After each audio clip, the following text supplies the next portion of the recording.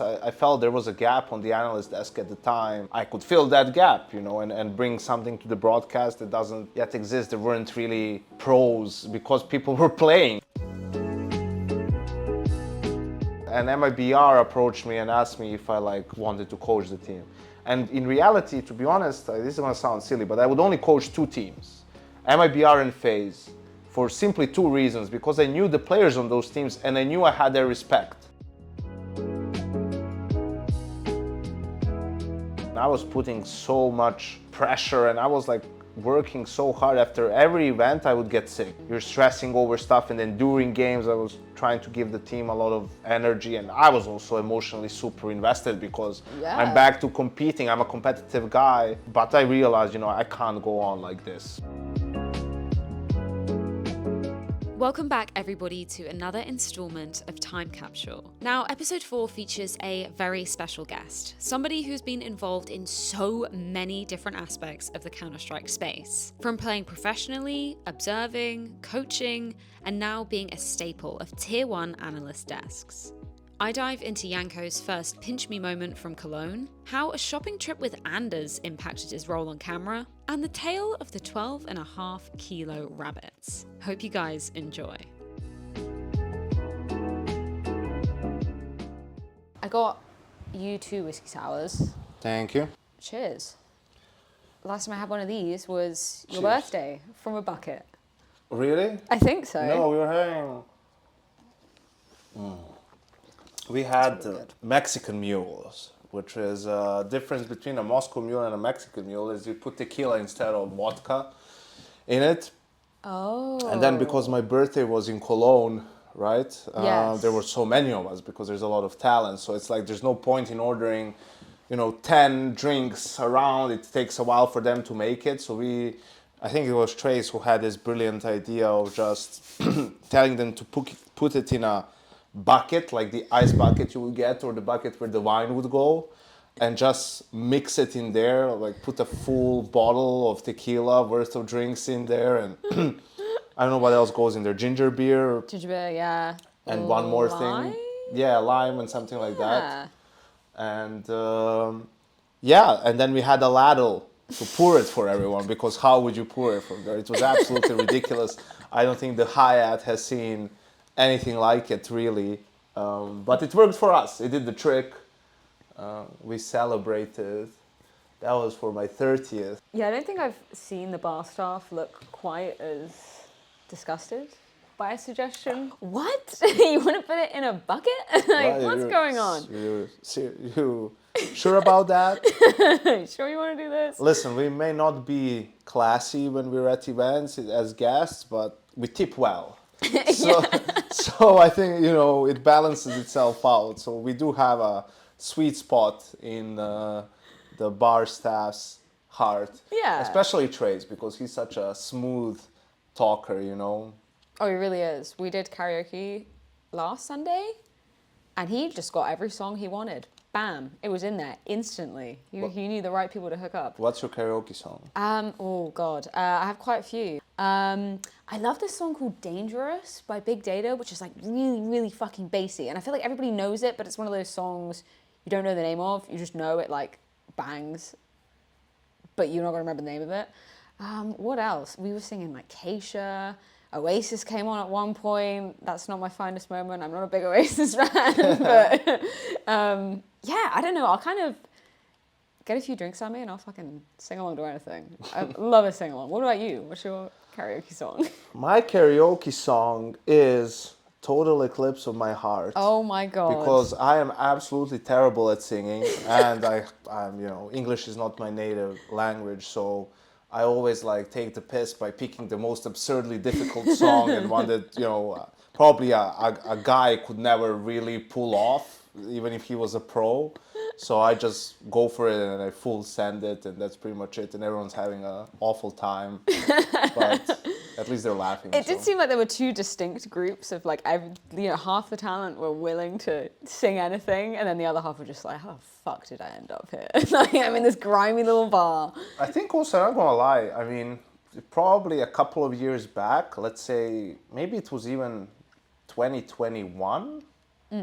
or 2022 at least, when we were in Cato, where we had this realization that, you know, it was like me, Jason, Chad, Alex, and Trace, really of like sort of the people who were there pre-pandemic or before I went coaching, that were in the talent. And then there was a lot of new guys coming on. It's younger or older, doesn't really matter, but sort of just that moment where you're like, wow, like it's a different sort of a group now, and it's up to us to sort of make sure everyone feels welcome and to keep up the camaraderie or even elevate it to what we've had before. Because always in CS, you know, we didn't really have, you know, some backstabbing to the level that you see in other esports. Sure, there were like people who butted heads from time to time, which is only normal, but I think we had really good relationships, and it allowed for some really cool times. So, you know, when you have new people coming in, especially younger kids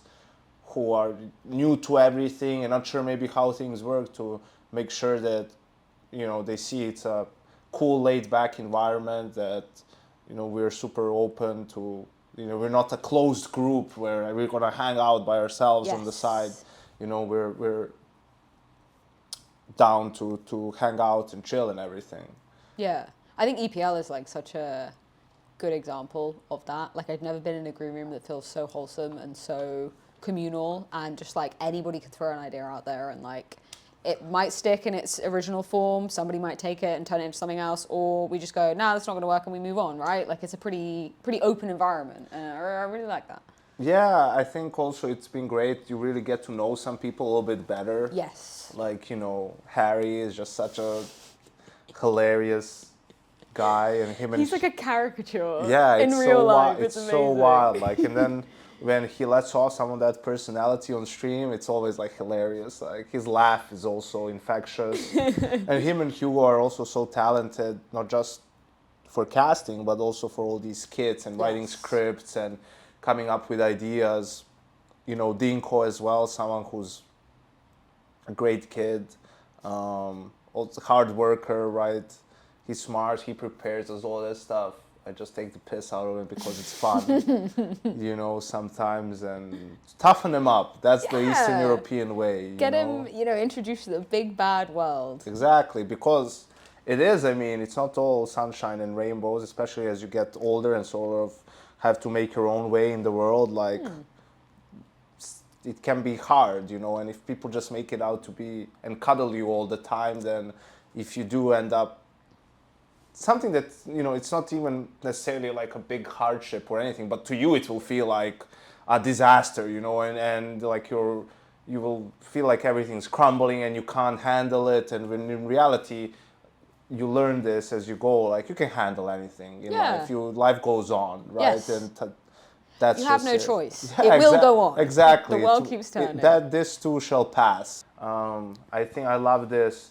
You know, I've been getting a little bit, or just Stoicism and some of the quotes and that sort of stuff, or the book, The Meditations from Marcus Aurelius. But actually it's Seneca, I think, who has some really good quotes where it's like, don't suffer imagined troubles, right? Where it's like you might be freaking out about something in your head, or potentially something bad could happen, right, in your life, but it also could not happen. So what's the point of suffering now about something that may or may not happen? If it happens, then you'll deal with it in the best way you see fit, and you may suffer then, and that's it. Why suffer twice? You know? Why suffer twice? Exactly. And also just something that I've had even before being introduced sort of to Stoicism, which is like, there's no point in getting upset about things that are out of your control, right? Like, what's the point? Like, you can't control everything that happens. You can only control your reaction to things. And for me, that was, you know, when, for example, I didn't get hired for the Atlanta major in 2017, right, which was, I can't even say it was shocking, because I had a feeling E-League didn't really like me that much. You know, I'm Eastern European, have an accent, all that stuff, and they don't really care too much about my knowledge.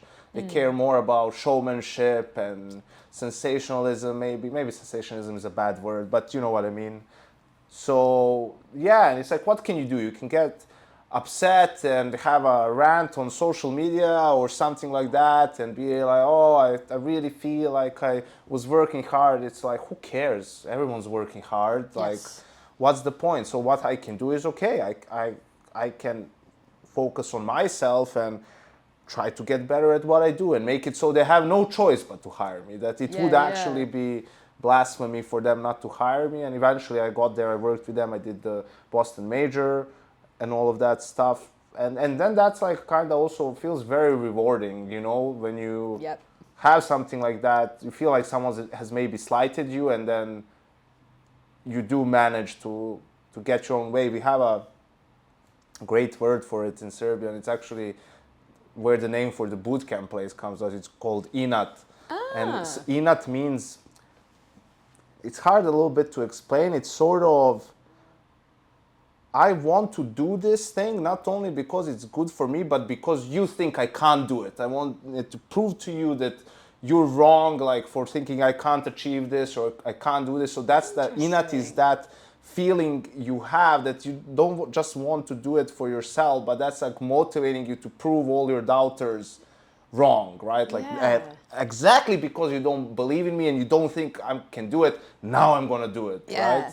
Djokovic has talked about this a number of times, and it's a weird thing. There's a word for that. That's awesome. Yeah, it's actually spelled in like I-N-A-T, but at the boot camp we wrote it E-N-A-T because you would pronounce it like we would say it, inat with an E, right? Like, so yeah, it's that's a bit of a trick, but yeah. Back on the subject of time capsules. Sorry, I always do this at the beginning. I'm like, let's get into a conversation. Did you ever do time capsules as a kid? No. No. It's not really a thing in Serbia. I saw it in like a couple of maybe TV shows or cartoons or something like that. The concept of putting a bunch of stuff in the box and burying it in the like backyard, like that friends do, and then 10 years later, you know, 15 years later, they come back to we'll reunite and we'll see it again. So I know it like that, but I can't really say it's a thing where I come from. It's so interesting. Everybody I ask have just been like, yeah, I know of it, but I never did it. And it was such a massive part of my childhood that I'm like, that's crazy. That some people are just like, yeah, I'm aware of it. So yeah, we kind of discussed this when I was giving you the list of items, but I guess the theme of this is for you to unearth in 10, 15, 20 years time and go, okay, that exemplified me as a person in this period of my life. Like I would look back and maybe some of these I not would have forgotten about, but would have forgotten how important they were to me at this moment, or that kind of theme. So we're starting off with one that I ask everybody, which is something from your childhood. If you were to put anything in right now, kind of epitomize your childhood, what would it be? I think I had a little bit of a tough time for this one. And unfortunately, it would have to be a boring answer like my PC.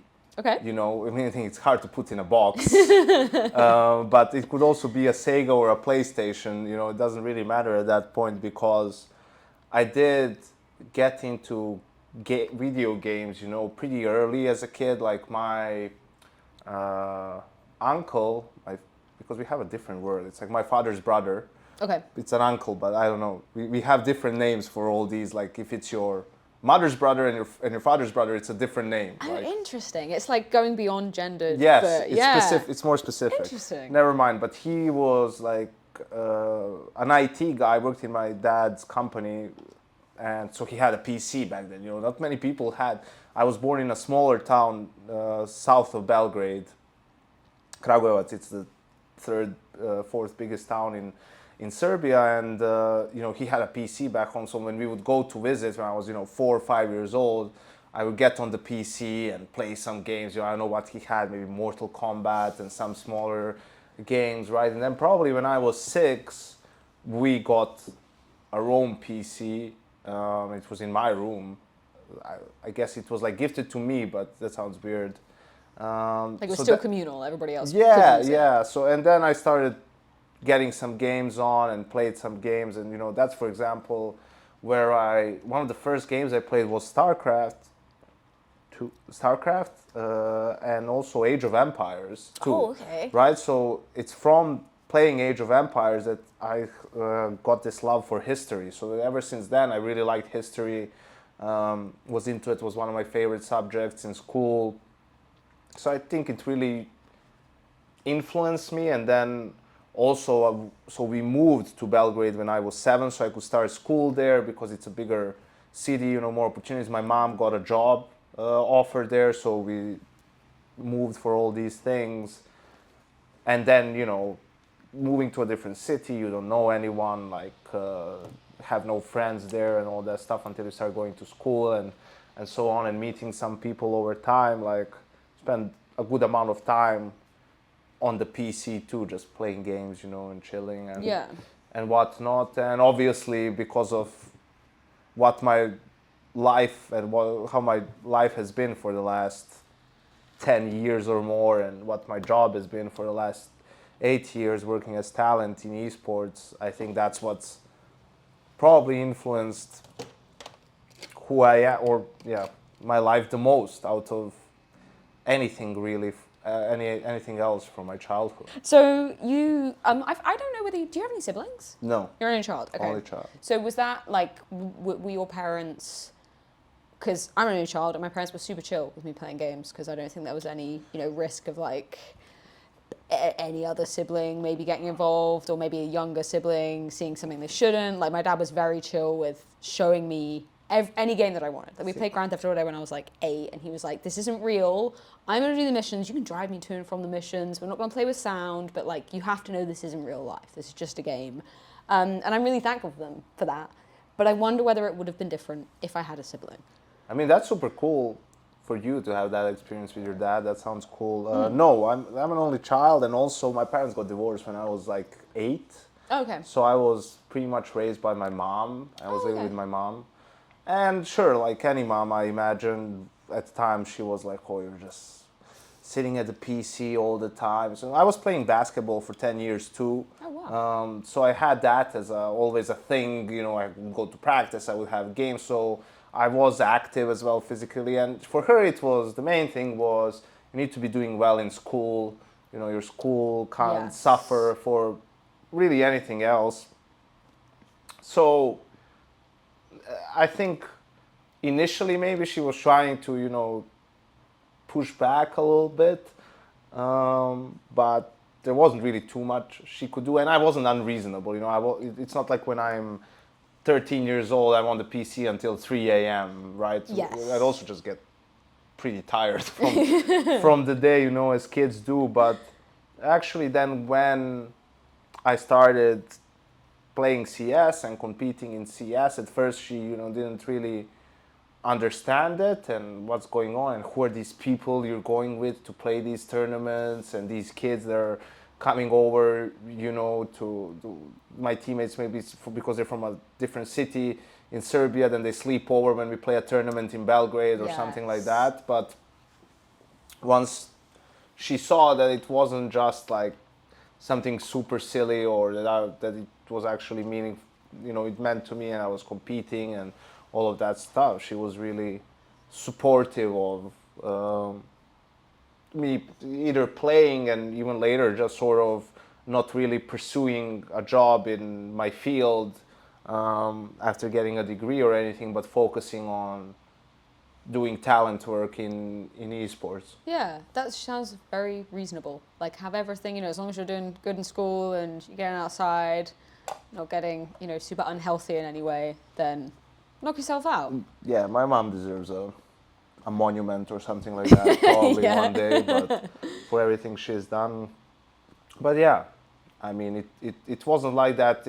In reality, I don't think she could have really forbade me to do anything, right? I matured very early. I sort of had to, being, you know, the only man in the house as well and stuff like that. But I was also sensible. I wasn't taking advantage of that or anything. You know, I didn't want her to worry or anything.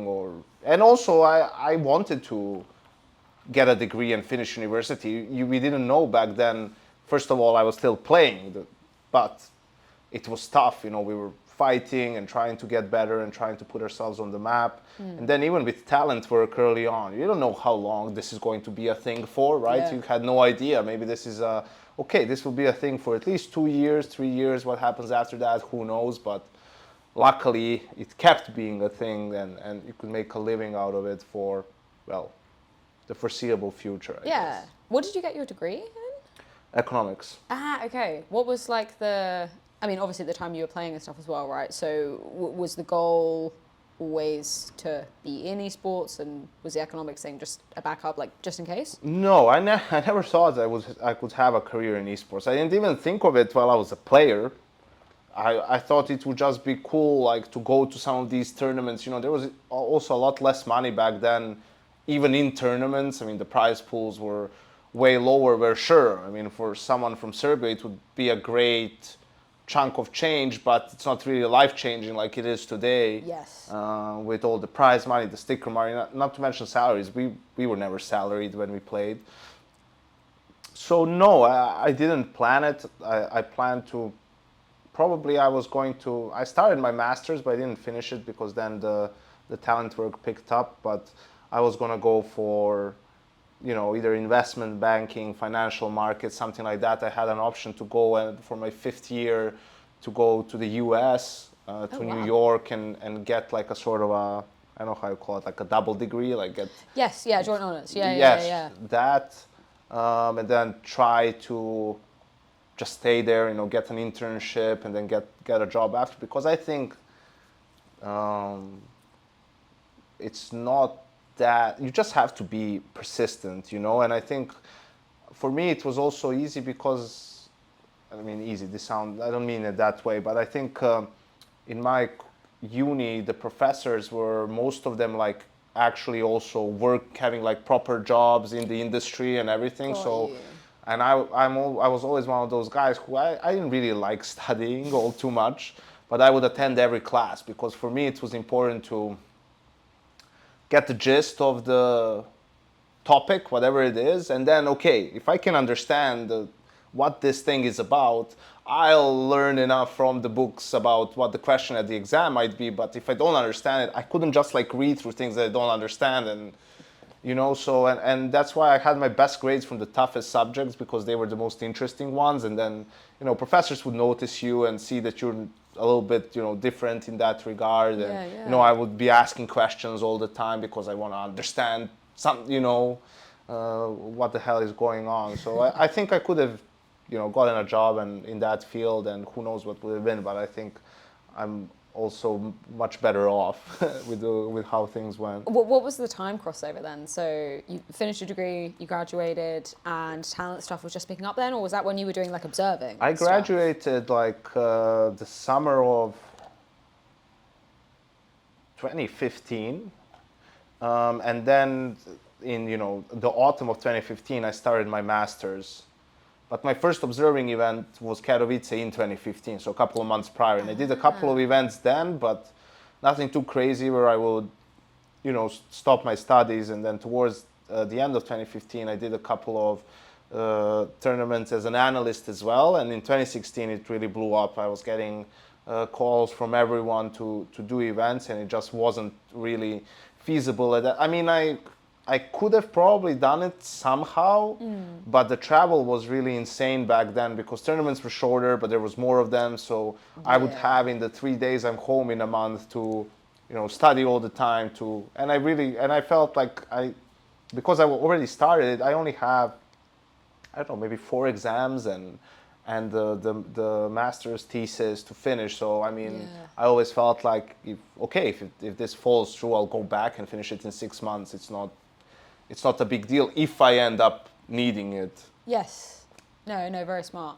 So how did the observing part come about? Like, how did you fall into that first? Yeah, it's funny because back then in 2014, and maybe a little bit before that, the EFRAG guys started doing these European championships in Belgrade, which I think was a really cool idea. Yeah. And that was, you know, the beginnings. You know, Pimp was playing in 1 or 2 of them with Denmark. And then in 2014, there was one of those European championships, And I think that's in 2014 was when Steel did a couple of tournaments for someone as an observer. That's when it first became like this thing. And they were doing it. And I think I even asked them, hey, or they asked me, I can't remember. I think I asked them, I was like, hey, there's these people doing these jobs now, like, you want me to come over and do this for you? I was going to come to the tournament anyway to chill. I was still playing at the time. And they were like, sure. So I'm doing it. And then for the final, it was in this small like venue with the crowd, but they messed up something so that one PC was giving the video feed and the other the audio feed. Oh, okay. So I had to observe two PCs, two keyboards at the same time for the grand final of this tournament. What? Because otherwise, I could be on one player, but the sound would be coming from a different POV. So I had to make sure that both are on the same player. So that was... How on earth did you... How did you manage somehow, like just Somehow trying, I like managed. you're playing a piano or a keyboard. And then after that event, Petar from HLTV, right? He came to me and he asked me, "Yo, do you want me to like recommend you to, or like if ESL or someone else asks me about this, do you want me to say that you're available?" I'm like, "Sure, let them hit me up, and if I don't have a tournament or we're not preparing for something, we can do it." And then it was actually crazy because. And I think he asked me what's the best way to contact you. I said email, and I gave him email or the phone number. And then for God knows what reason, like let's say in January or early February of 2015, I log into Skype, which I haven't done in ages. And I see, ad request, j.miller@eslgaming.com. I'm like, is this a troll? Like, what's going on? What's going on here? And it was actually Joe, who's head of talent at ESL, who added me, and then I accepted. And then he was like, "Hey, we were thinking of getting you for Katowice to be like to help out Vendetta, who'll be our main observer, but he'll do stuff on the desk too." But his request was from before the main qualifier. That was the first offline qualifier. So maybe they wanted me for that as well, but I just wasn't on Skype at all at the time. So yeah, that's how I got to do that. Vendetta was doing a lot of desk work. I ended up doing the final of Katowice. That was the NIP Fnatic one, where it was the first time we got over 1 million concurrent. Shit. So that was fun. Has that experience, being in a broadcast gallery and having to, because we obviously only see our side of it. I'm only listening to the producer. I'm not hearing everything else that goes on in there. And I spent Katowice this year. I asked Phil, one of the lead producers at ESL, I asked him, like, can I just sit in and listen to you? Because sometimes, I'll ask a question and maybe I'm asking it at the wrong time because I'm not getting an immediate response. Like, I just want to see the workflow. And it's fucking crazy. Like, when you're in a broadcast gallery, the amount of shit that's going on, and it definitely made me much more appreciative of what they're doing. And maybe sometimes there's a fire going on that I don't even know about, and that might be why I'm not getting a response. Do you feel like that made you a bit more, I guess, understanding of everything that's going on whilst we're just talking about the game? I think definitely, even though back then things were a little bit simpler as well in terms of the broadcast. I think there was fewer people in the room, especially when it comes to the observing part of it. Yeah. It was all literally in my hands. I don't know if we even had how we did replays. I can't really remember. I'm sure we had them and there was an operator, but it was just me decide. There was no context observer. There was no one in charge of the flyovers. The flyovers weren't yet really a thing. Starlighters started doing them probably that year, like at the following tournaments.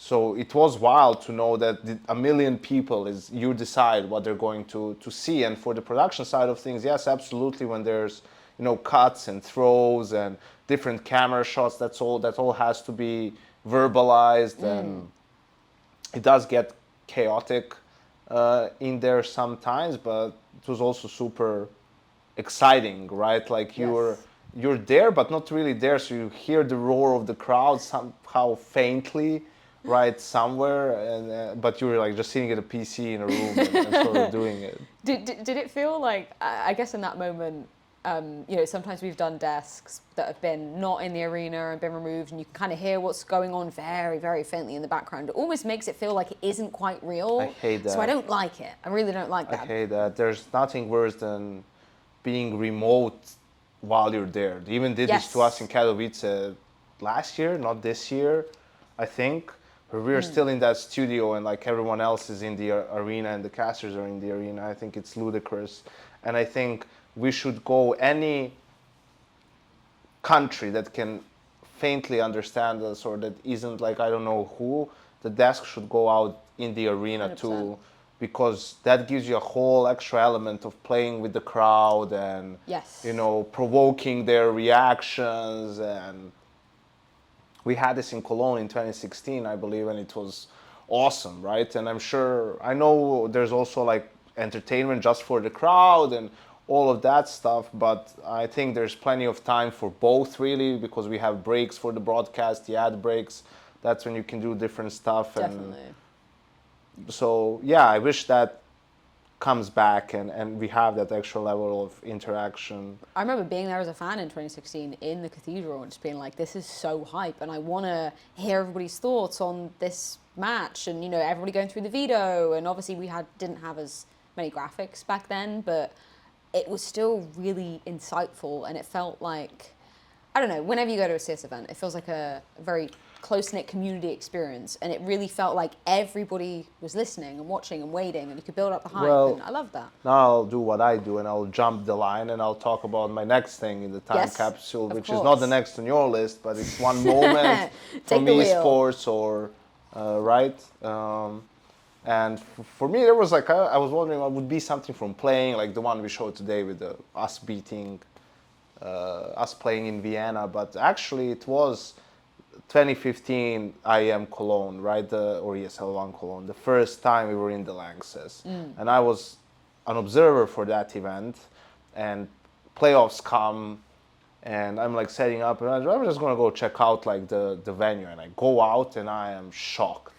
Like I cannot believe how big the place is, how many people there are, how big the stage is, and that actually like Counter-Strike is at a point where this can be pulled off, where actually we can fill an arena this big and this many people will come. People will travel from all over the world to watch a Counter-Strike tournament, and it's going to be awesome. It's going to be amazing. That's probably where I was like, okay, I want to maybe be all in on this, in a sense of it's time to forget about everything else and figure out how I can make a career out of this, or how do I take that next step and get on the desk.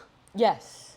Okay, so that had always appealed to you. Actually being able to speak about Counter-Strike was I don't want to use the word end goal, but yeah, I think I saw after a couple of tournaments, I felt there was a gap on the analyst desk at the time, that people were just talking in general statements and they didn't really understand sometimes why games ended the way they did, or they were missing some of the maybe micro things in games that were happening, where I felt like I could fill that gap, you know, and bring something to the broadcast that doesn't yet exist. There weren't really any pros because people were playing, you know. There wasn't like, you had Duncan was doing a lot of tournaments. Caden was at that tournament, Richard right? was an analyst, really crazy, at those early days, because you just didn't really have people who knew how to talk in front of a camera and sort of build storylines and do stuff. We had players who were playing tournaments sort of pop up here and there, you know, MBK or Hiko, I think, was in that one. And yeah, Cadian was there, where I felt like, well, I can do better than this guy. You know, but sure. And then it was just about sort of being persistent in talking to TOs and saying, hey, just, you know, give me a shot. I'll do both even, you know, at the tournament. I just want a shot because I feel like I can do this and I can prove it to you. Definitely. And yeah, it took a little bit. It didn't take that long. It was the same year that I got it I got an opportunity. Mark Winter from DreamHack. That was the first thing I did fully as an analyst. It was the Cluj-Napoca qualifiers from Stockholm. Face It as well with James. You did Face It League, right? James invited me early on. He always liked having like different people and new people, giving them an opportunity. I did a couple of stuff with like the local guys, like the Gaming Paradise qualifiers. Oh shit, okay. Which was Simple was there with Blade and Flipside. Nico was there with G2 that had Scream as a stand. Like Nico was a stand-in for G2 who was there with like Rain and Fox like that. Oh, G2, the OG G2 like that. So yeah, that was really me and Devil Walk were like castings, whatever. That was like pretty interesting. In San Jose, I did observing, but I did a couple of segments, maybe one or two only, sort of on the desk. What was the standout memory in terms of, maybe the more CS side of 2015 Cologne? Because I think it's fucking crazy that it was sold out in that first year and obviously still continues to sell out. But like going from Gamescom the year before, which was, 300, 400 people maybe in that crowd, Yeah. to tens of thousands in that arena was amazing. But was there anything about the, game element that kind of stands out in your memory from 2015? I can't really remember. I don't know if I think this was in 2016. We had that group of death with G2 and Fnatic, and I don't know who else. It was Group D, because we still had best of ones in groups, and I don't know, maybe even the randomizer still at the time for the, what's the last map. Yeah, it was so and the map crazy. I mean, we had so many wild things. I think that ended because it was the majors that still had that, and I think you're right. I think it was, what was the first? 2016 was Columbus, right? Yes, yeah, Columbus I think and that was Cologne. the last one that had the randomizer.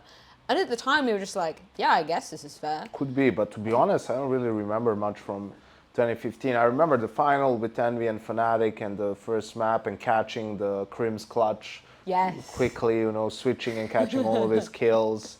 And I think that was where, or Katowice was where Pasha had the connector one on Inferno with Lauren and Alex casting. That was me as well. But yeah, not that. I think I remember also 2015 because I think Assad was there with coaching Team Wolf again, the Indian team. Or maybe he was already with Mouse. I can't really remember.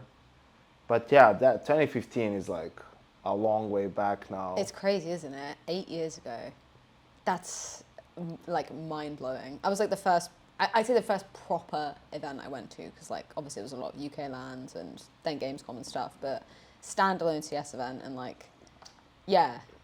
That's so crazy for you. I mean, you were just there as a spectator and now you're doing it. Just loving life. I remember one of my friends like nudging me because Smix was there, and she was the only woman at the event, and one of my friends nudged me and they were like, hey, you can fucking do that one day. And I was like, no fucking way. There's no way I could walk out onto a stage. Like, there's absolutely no chance. And then like having that moment of realization and going like, I now get to work with Smix. Like, what the fuck? That's and she's crazy. Hilarious. Smix is one of my favorite people to work with, and I'm gutted that she doesn't do so much broadcast work anymore. Obviously, she's got other stuff to be working on. But I remember she obviously worked with Face It a lot before I came along, but she also worked with Twitch, and then Face It took the YouTube deal with ECS, so they couldn't work with her. And that was the only reason I got a shoe-in, was them suddenly realizing, oh shit, we can't get her to use your stage host because she's working for the rival company. And then from that moment on, obviously getting the opportunity and just being like, that's insane. But as soon as the YouTube deal dropped, one of the producers was like, I've always wanted you and Smix to work together. Like, that's always been the goal, is to have that crossover. And getting to do, I think the first event I did with her was in Arlington for one of the final ECS events. And she's so lovely. I think I played that with MABR. If it was 2018, we played the final against Astralis. You did, yeah. Fucking lost in 2 maps overtime. And oh my god. I think the first time I met you was at the Face It Major. I interviewed you on stage. You and, I think it was Stewie? We did like those double interviews. Could be. Because we never Yeah, worked I a remember broadcast, though yeah. something in all of interviews, but I think especially that one. I can't hear like what I couldn't hear the questions, Oh, and it's it was so awful. weird. And I can't hear the And it was response. so weird when I'm answering because you hear yourself a little bit delayed. It's like a speech Yeah. jammer, like. So I sound in a lot of the blast events that I did as well as a coach when we we're doing like the interview or whatever, or like the pre-final, like the veto is on the stage and all that Yeah. stuff. I just felt like I look like a moron because I can't speak. I'm stuttering, and I don't. But it's just so confusing. Nobody understands how loud it is up there. Even when it isn't a full arena, and even when there's some people going out and having a break and stuff, it still gets so fucking loud. And then I feel a similar way because I can't hear what you're saying in response. It's like, great, I've got this list of questions. I don't know, you could have just answered my follow-up question, but I'm going for it still because, like, who You fucking have knows? Yeah, yeah, it's fucking crazy how different experiences are when you move from, you know, obviously we're land here, but it's studio, it's a completely different beast.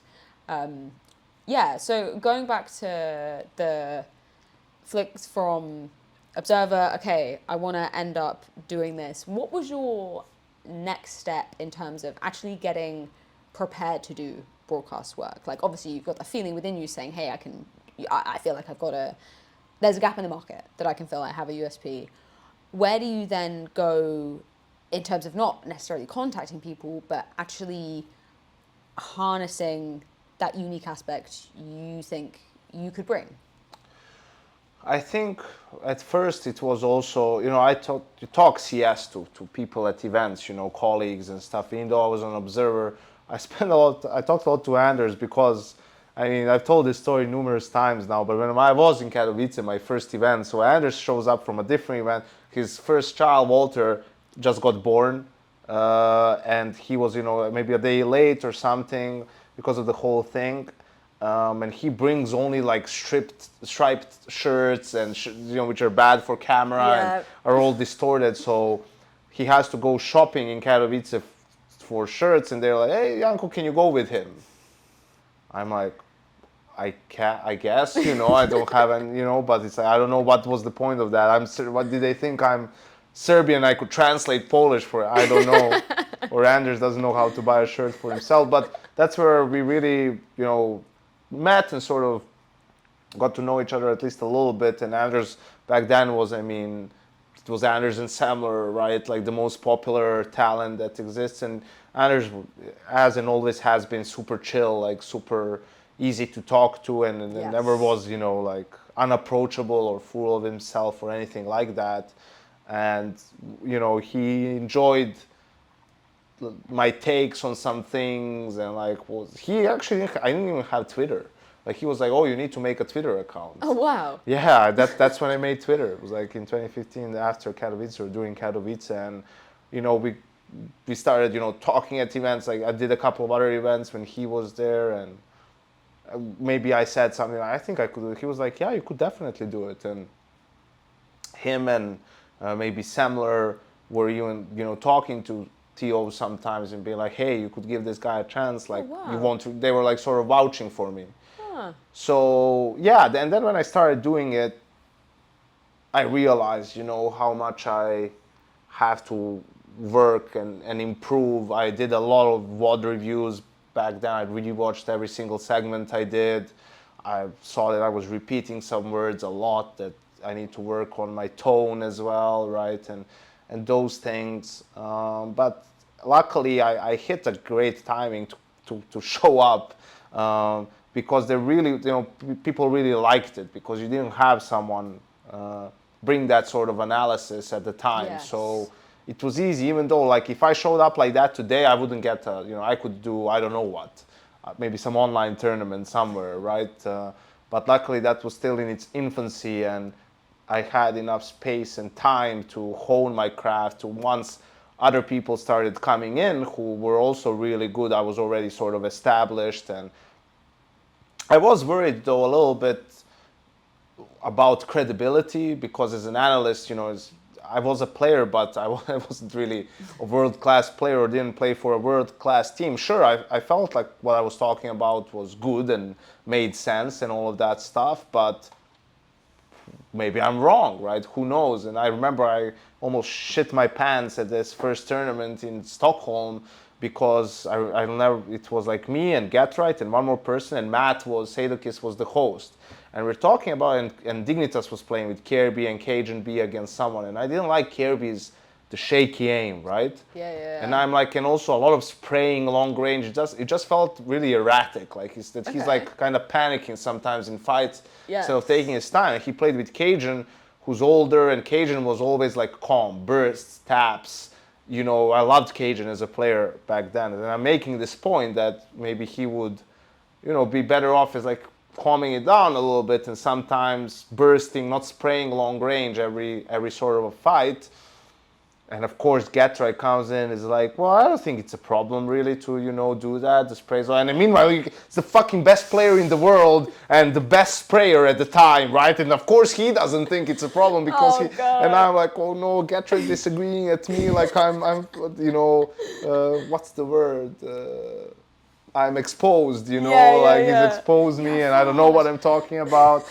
So yeah, but obviously, as you said, no one gives it a second thought, like no one cares. And I think it was really 2016, let's say, after Columbus and something like that, where I had guys like Fallen come up to me and like tell me that they really appreciate my work and think I'm like, you know, doing a good job and like what I'm talking about and all that stuff. I had that from a couple of different players, and then I was like, all right, I'm okay, you know, because if the players agree with you, then you know it's fine. And I think nowadays I don't really, you know, after that I was also a coach for a while, so I got that insight too.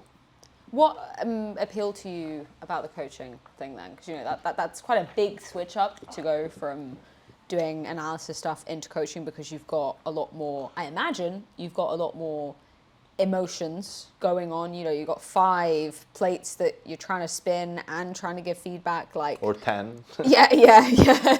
Probably. How did, I don't know, why did you go, this is an avenue I want to at least try for a little bit?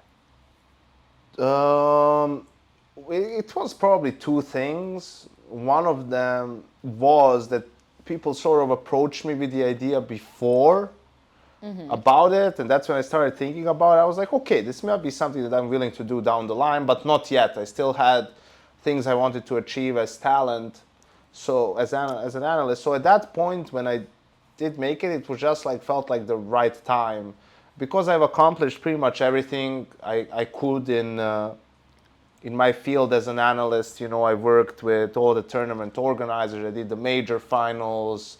I worked with E-League. I did a live TV segment on American television, and I felt like I nailed it. So, and then I had some, you know,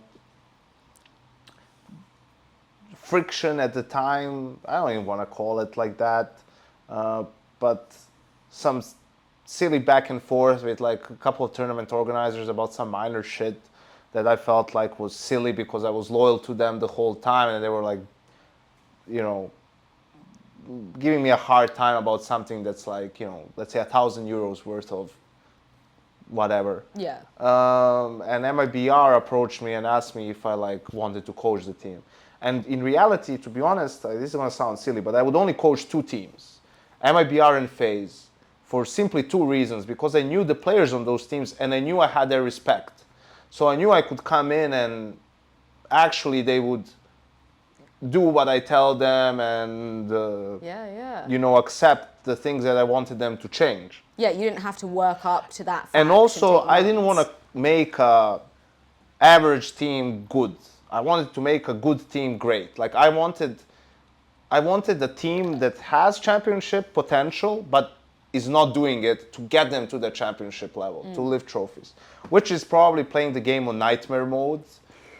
But I didn't care about it. Like I that's how I felt, and that was like the big challenge, you know. So that's why that is a big challenge.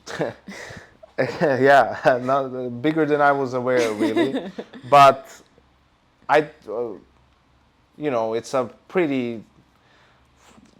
For me, it's like, you know, I think from the outside, a lot of people feel like that was a complete failure from my side, like my coaching stint, but I wouldn't really agree with that. It was definitely different than I expected it to be.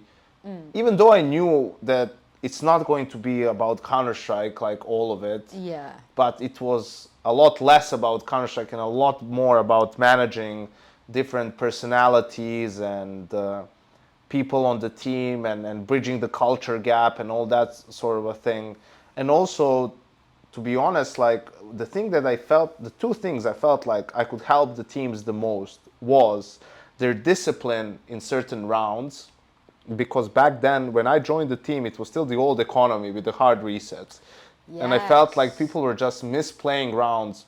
Like we have this round now, after you get reset, you full buy 1900, you reco 2400, you buy, and that's a 4400 buy, right? Yes. And I think people were misplaying these rounds when they know the opponent has this buy a lot when they're T. And they lost way more rounds to those buys than they needed to, if that makes sense. So I felt like I would help a lot with that, with the economy and those decisions, and also with the CT sides. Yeah, totally. Because we always, even when I was playing, and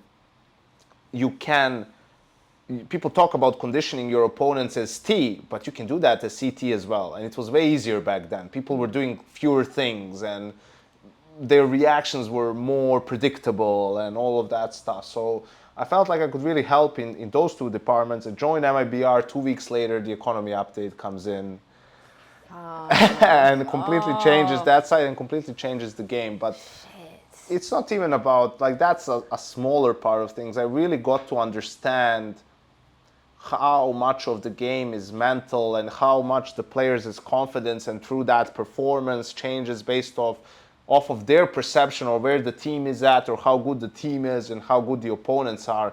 For example, I was surprised we played Astralis the first time at DreamHack Stockholm. And, I feel like we need a lot to work on. This is 2018 Astralis. Yeah. And we're playing them. I think we picked Overpass and we start T-side, and the game was back and forth at the start of the first half. We win, but then they win some shitty force, but then we win a force.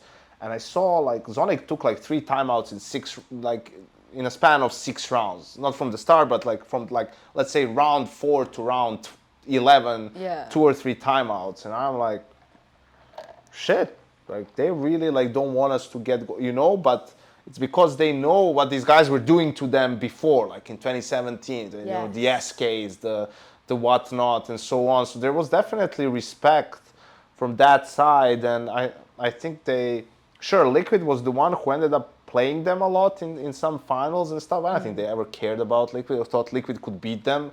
But I think, when they played Fallen and Cold and Fur and Stewie and, Tarek as well to some extent is like, okay, like we know these guys can do it and they know how to do it. Like, let's hope they don't figure it out. Yeah. And I really feel like with that MIBR team, if we were just able to, let's say, beat Astralis in that Istanbul grand final, which we lost, which was, we had it, we should have closed out that game, but we didn't. We messed it up. I think you're able to do that, and that's within 2 months of me joining, or 2.5 months. Like, I think that team then gets so much more confidence and works so much better. Definitely. And it would be a completely different lineup. But, things went another way. We still, towards the end, kind of figured it out. We beat that ECS that we talked about. We beat them in groups, yes, of course, and then we met them in finals and lost in finals. But it's so crazy, like, because of what the expectations are. And for me, it's like whatever I want to do, I want to be the best. I don't care, I want to be the best at what I do. And if I'm a coach, I want my team to be the best. So we were like making, top 4 or doing this or doing that. I'm this is fucking, we need to do, we need to do much better. Like, this is not good. Like, I have the players, I have the players. I know I have the pieces to win, but it's just not happening. And I was putting so much pressure, and I was like, working so hard. After every event, I would get sick, because I would sleep for 2-3 hours only. You always feel like you can do more, and you're stressing over stuff. And then during games, I was trying to give the team a lot of energy, and I was also emotionally super invested because I'm Yeah. back to competing. I'm a competitive guy. But I realized, I can't go on like this, right? Yeah. Like, it's just unreasonable. And at some point, you have to accept you did what you could, and the rest of it is in the players' hands. So I definitely made Yes. that mental note to myself once they told me they were going to change the team and go back to a full Brazilian lineup, that even if I am to coach someone else again, I have to approach it a little bit differently because it was just Yeah. too unhealthy. There's only a certain amount that you can give sustainably. I Yes. think that's the important fact of that. Two more things I want to ask on this. One, do you have a goal now in terms of, you're in broadcast talent work, as far as I know, for now, for the long haul. Yeah. I Do am. you have a goal in terms of this? Like you said, pre going into coaching, you felt like you hit everything that you could have hit in terms of goals. Do you have another one now? I don't have any goals like in terms of milestones, but I do have goals in terms of getting better at different aspects of my work. Okay. Still working on my delivery, vocabulary, something like that. I think there's now the next step to be taken. I loved working with Duncan early on. It was easy. It was the best for me because he would take care of the storylines and the banter, and I would give the details. And I thought it was a great combination. And Duncan is an amazing storyteller, Yeah. and I have no Very. problem with understanding that Duncan on a broadcast and Duncan on Twitter and Duncan in person, it's three different versions of him. Well, maybe some other people can't make that distinction. And I do feel like, with him even back then, not doing the really events anymore, like there's a gap left in some of that. He even had one time that good monologue at Blast, a Yeah, short one, with- that was great. And I feel like, Was it a complexity one? Yeah. Just before that group final, whatever it was? it could, I can't remember, but it was like about the winner's mentality and Yes, Mamba Mamba mentality mentality, and yeah, that yeah. stuff. I really think Counter-Strike is a unique esport because it happened on its own. Like, it's a grassroots It's so thing. organic. It's so organic. We actually have a history of the game. Like, the game has been around for more than 20 years. CSGO Yeah. has been around for 10 years. So Crazy. even from that point of view, we have cool stories. We have big personalities that we can, we have big organizations that have history in the game. Like, Yeah. there's so much stuff that we can do. So I think it's just elevating that because I'm also going to be honest, I don't like the hot take, like I don't know if it's a culture or whatever, but I don't like that. Just saying like some stuff that's spicy and it's going to provoke reaction, and for it to be like that, that's not who I am. And I sometimes have a spicy take, but that's because I believe in it. It's not because I try to be, I said a year and a half ago that Furia has to get rid of art, and people picked up on it maybe 6 months later and kind of joined that train. And I don't know, it's been like, or like outsiders are going to win the major, and some things like that are, or G2's going to win Cologne this Yeah, last yeah. Cologne, right? And I think it's because, I just feel like there's a couple of paths you can take in that regard, but I'd rather take, it's not as spicy, it's not maybe as entertaining to some people, but I think doing what you believe in and then finding ways to make that storyline more engaging and more focus more maybe on some of the more uplifting storylines, and that's the challenge for me. I guess the challenge is how to like still be at the top or remain at the top, but not go down sort of that road where you're just going to be Yes. saying you can, that's the point. It's like you can make your point, you can deliver it in 10 different ways. And you can say the same thing in 10 different ways. And some of them will be, they will make clips about it somewhere, and some of them not really, but they will be more respectful perhaps to the person you're talking about, or you know, and as somehow who has competed, albeit for a long time at a high level and played against tier 1 teams and players and been in that situation where you're practicing for it, and you know, and someone who's coached teams and been at tournaments and then been a broadcast person, you know, there's a lot that goes into it. And a lot of we never have perfect information. A lot of times we have minimum information. So you're also affecting people's livelihoods and their image by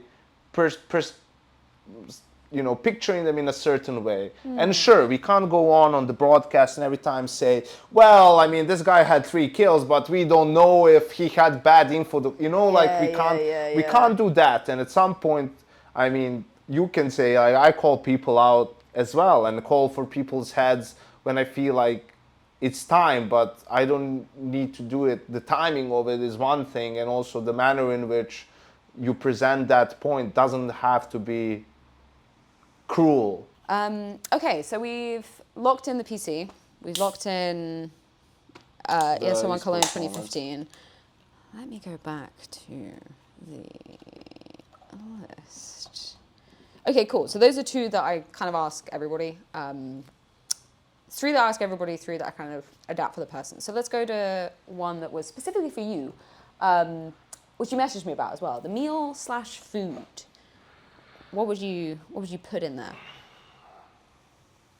That was actually one of the more difficult ones, because for me it's more like I really like to, I guess I'm a hedonist, you know, I like to enjoy like a good meal, nice bottle of wine with it and whatnot. It's more about, I'm not a Maui, I can't tell all the tastes in a meal, right? But yes. I have like, I like this, I don't like this, you know, and it's more about the experience and maybe the ambience as well, like where I am, who I'm with. The whole package of the experience, yeah.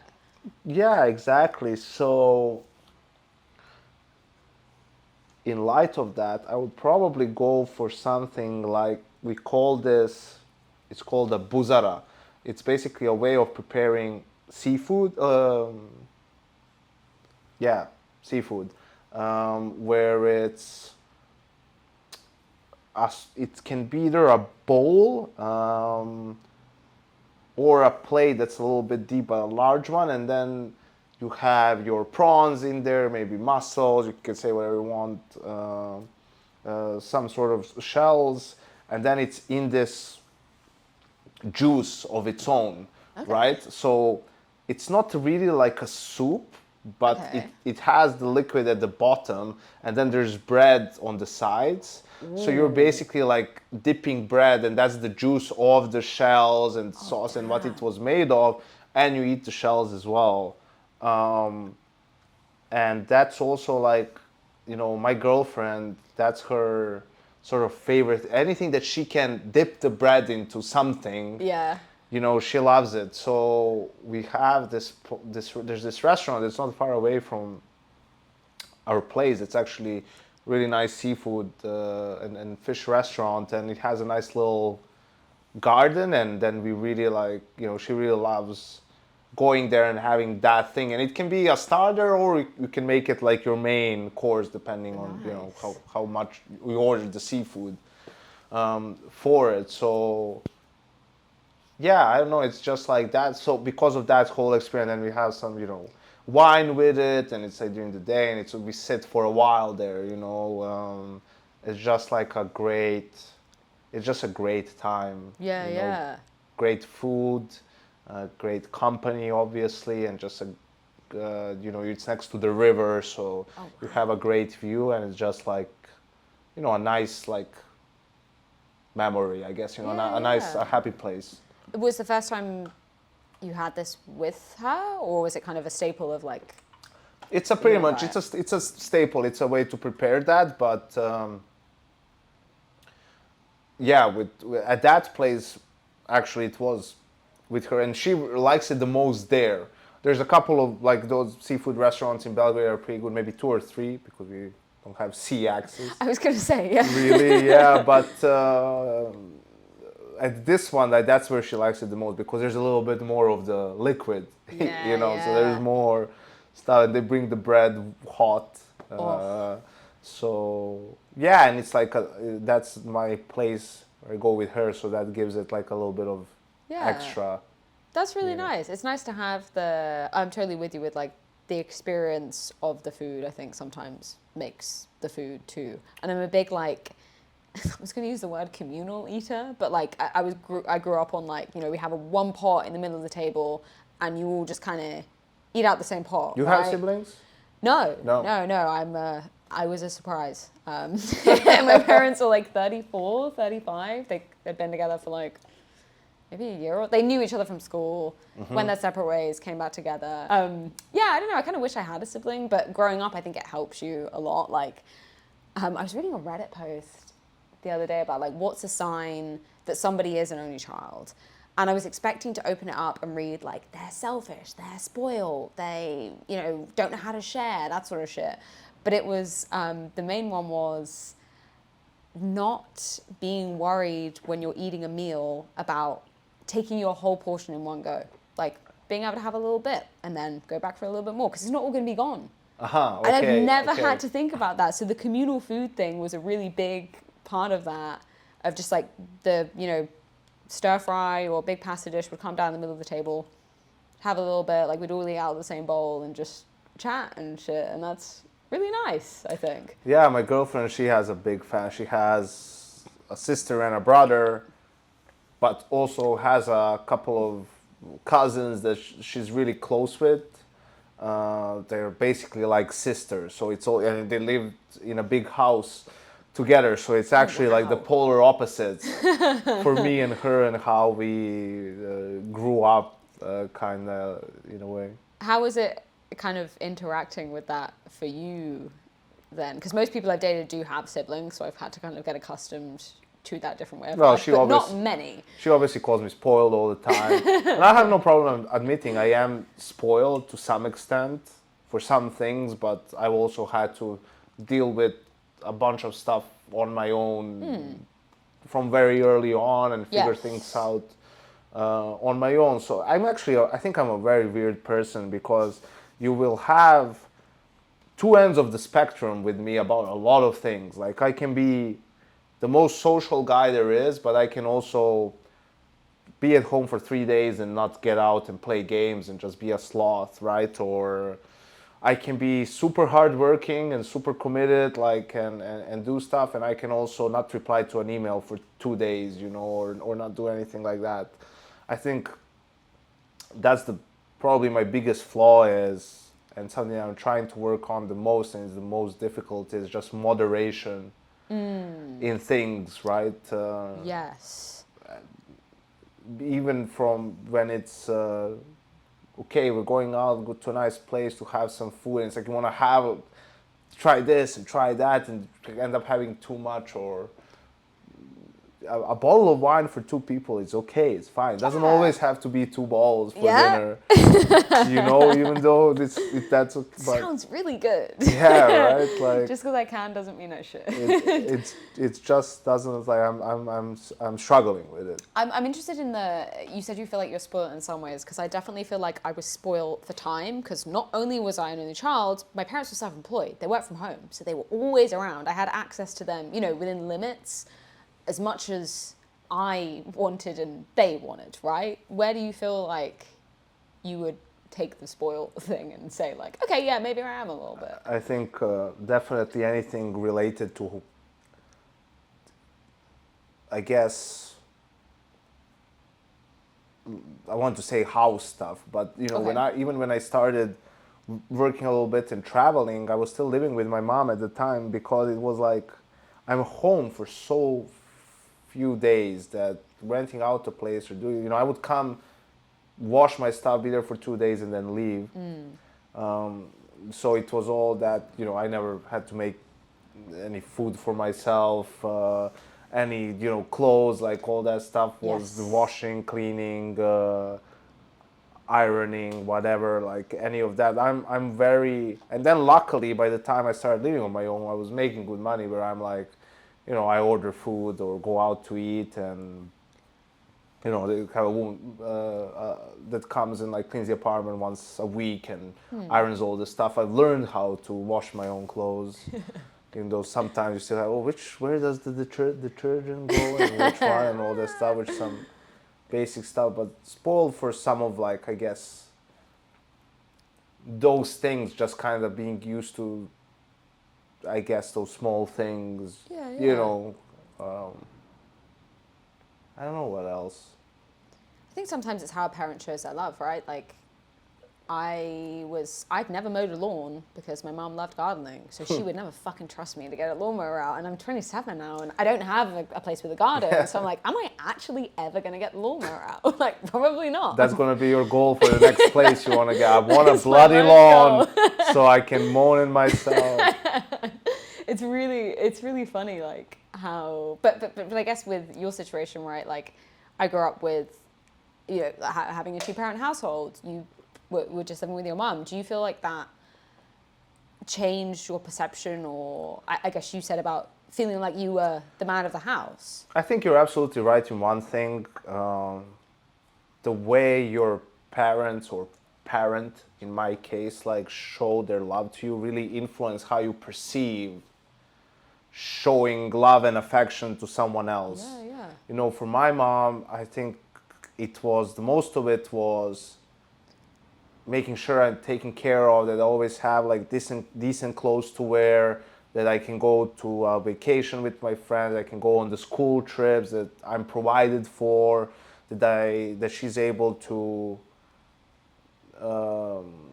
give me, afford like a normal sort of a life. It wasn't really that much in terms of like hugs and physical affection or anything like that, because I imagine it probably would be a little bit strange, kind of, I don't know, with a son. But that's affected me and how I show my affection as well, and how I look at it by taking care of people and sort of making sure that they're cared for and all that stuff. And it's maybe a little bit less, at least if you ask my girlfriend, to the extent it should be with words and physical interaction to some extent. Yeah, no, I definitely think that's an influence. And it's also sacrifice, right? My mom sacrificed a lot with her personal life too, for me to not, have to be in some weird situation or whatever. And that's what I've also learned to, I really value that, because I could see firsthand the sacrifices my mom was making, and having to go to work on the Sunday morning and stuff, and a lot of other things during my childhood, where I'm like, now I have the utmost respect for people who are like that, who make sacrifices and who do great things for their families. That's why I have also probably the most after my mom is for my grandpa, her father, because he was born, like how they like to say, in some mountain, you wouldn't believe where it is. Like, actually, there's a cool place because you were there recently seeing some stuff. There's a cool place that Kusturica, the director, he made, it's called Wood City, I don't know. It's there in that region. Well, he's like 5 kilometers more up after that, which is like an ethno village or whatever. And it's the classic story, the 5 miles downhill, 5 miles uphill in the snow to get to the school. He was the first one to get education from his family, and then he went from that village in the middle of the mountains and like sort of having to take care of the sheep, the cows. You would get them for milk, you would sell it. That's how they lived and made you. Like, he finished school, and then first it was like there's this school, like it's like a level below university that you sort of finish. that he did at then university, but in the meanwhile he was working in a factory because it was communism then. That was like at the bottom of the mountain, which was like a small place. And then after a couple of years, they moved into like the nearest city. And then after like 3 years there, let's say, they moved into this place, Kragujevac, that's where I was born, and that's where they settled, and that's where he got like a good job. And he really like brought the family, from there to Kragujevac, let's say. And then, my mom took me from there to Belgrade. And I see like it's up to me, I'm like the next step in all that. He was the first, he got me the first console. He bought me a Sega when I was like 4, but because he was traveling around Europe sometimes because of his work. And he would bring me that, and then he's now very proud because he says like it all started with him, which is kind of true. I mean, I used to play games when I went to their place. Later, he bought up the PlayStation 1 when it got out, so I definitely loved going to their place and hanging out. But now they're obviously retired and pretty old, so for me it's like it's a very important thing for me that they're taken care of, and that they don't need to worry about some silly shit like having wood for heating and stuff. Obviously my grandpa's, I tried having like one conversation like that with him one time. I can't say he ever gets angry, but he wasn't gonna hear none of it. So now I do all that stuff through my mom. It all comes from her, but that's really important to me because I feel like if someone has worked so hard his whole life for his family, for me, I wouldn't want to be in that situation when I'm 80 years old, and to like for my children or grandchildren even to sort of forget about me in a way, or for me to have to struggle, even though it's life, unfortunately. The world is, how do you say it, the world is left to the young, and that's how things go. But I think we all have a thing or two to learn from our elders. Definitely. And it's good to I don't know, I don't feel like the world ever owes you anything, or just because you put something in doesn't mean you should get something out. But I think grandparents my grandma's 94, so she was 10 when the World War II started, and speaking to her about the war is like, it's fucking wild, because she's just like, oh, that's just how it was. We just couldn't get any food. She was one of 14. She was like, oh, we had one loaf of bread to go around for the week. Just how it was. 14. 14. They used to sleep in drawers like this. She was like, oh yeah, we just used to, fill out the drawers. I was like, what the fuck, Grandma? You're saying that it's like, it is so normal. But did your grandpa also do that, where it's like, growing up in the woods with fucking nothing? Yeah, there wasn't that many of them, but it was sometimes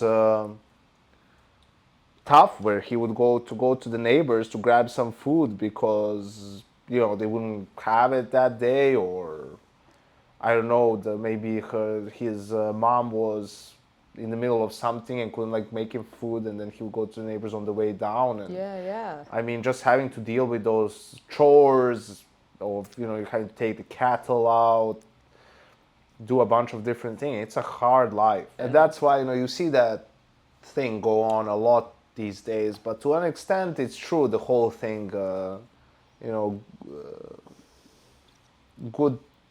Good times create weak men create hard times create strong men create good times, and it goes in circles. But it is like that, and discomfort makes you stronger. Like dealing with fucking shit things does toughen you up, right? And I think everyone benefits from some discomfort in their life to learn how to deal with like that shit. Because if you have everything handed to you on a silver platter, well then, how are you going to what's going to motivate you that much to push yourself to the limit or beyond your limit actually? Definitely. And see what you're really capable of and what you can do. And I think like that's why for all the respect I have for people like my grandpa and my mom and plenty of other people, but that's why I do feel like a disdain for people who are the opposite of that, who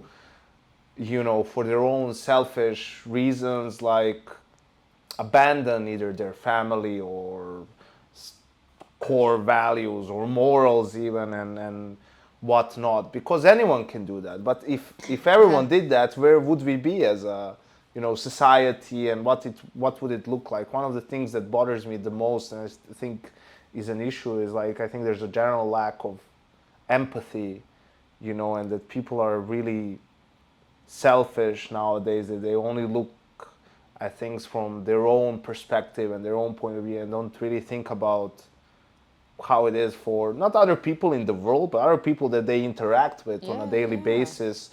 When, you know, you get mad because, I don't know, your delivery wasn't like this or wasn't like that, and then you're going to go and give a bad review and bad stars, and like, because you're going on a whatever like tangent. It's, No, it can affect, like, particularly considering how much better and sorry, and this connected we person are. has come to even Serbia from fucking, I don't know, Ghana, to in search of a better life, or from somewhere else, Yes. and it's working to, or it's just a Serbian person who's working two jobs. This is their second job because they're trying to provide for their family, or do this or do that. And then, of course, if you were to hear that story, oh well, you wouldn't react the same way. But that's the point. You never know what some person is going through. So Yes.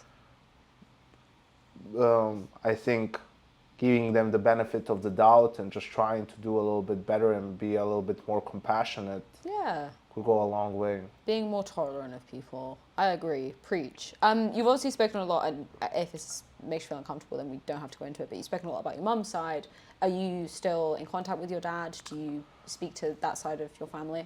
Well, I do on some pretty basic level. I feel like I'm a very cruel and unforgiving person. Um, so I really, I can't say like I don't hate my dad or anything like that. I can't say that. He's my father. But I really don't, let's say, necessarily agree with some of the decisions he made in his life, and how he approached, I mean, also the father side of things. I have some, you know, not great memories of when I was, it was nothing, like, there was no like abuse or anything like that. You know, but just like him not being there basically when it mattered, to me. And I think it was also extremely unfair to my mom in hindsight, because, you know, a son needs his father for some things simply. Definitely. And I have had to deal with so many things in my life and on my own, and figure it out on my own. And I still do to some extent, without really a father or a paternal sort of figure, or someone who's just an older fucking man that I am close to, that could tell me some things. I could have probably avoided a couple of mistakes or bumps in my life. Yes. That would have been pretty basic, but it is what it is. So we have a relationship where, you know, we talk from time to time, see each other. He lives in a different city. He's remarried after a while, and got another kid as well. So yeah, I think it's, you know, it's I don't even know how to name it. Sort of a good official sort of a relationship where it's like we can have a civilized conversation, but I can't really say he's a part of my life, or that, or a significant part, or that he necessarily knows me all too well. You know, it's, I don't sort of, I think he knows I have a girlfriend, and he knows her name, and sometimes we talk about some things, but I couldn't really say that we were close, or that I couldn't imagine that he knows too much even about my career or anything like that. My mom, sometimes he calls my mom and asks about stuff, and she maybe like gives him an update, but that's all pretty, I don't know, superficial. And then unfortunately, due to that, like that side of the family as well, I've kind of cut ties to some extent. I've only gone to visit my grandpa every now and then when I go back to my hometown, because that's where, well, both of my grandparents are, and most of the family is still there. Yeah. But yeah, that's pretty much it. No, and I guess it's hard if they're not there with the sort of monumental like milestones in your life, right? If somebody's absent, then it's very difficult to, you know, see you forming and in every single way, right? Like if they're not going to be a part of that, then that's tricky for you to Just make everyday happen. things. You know, I'm lucky. I'm really lucky to have a large group of really close friends, you know, and we're still a tight-knit group.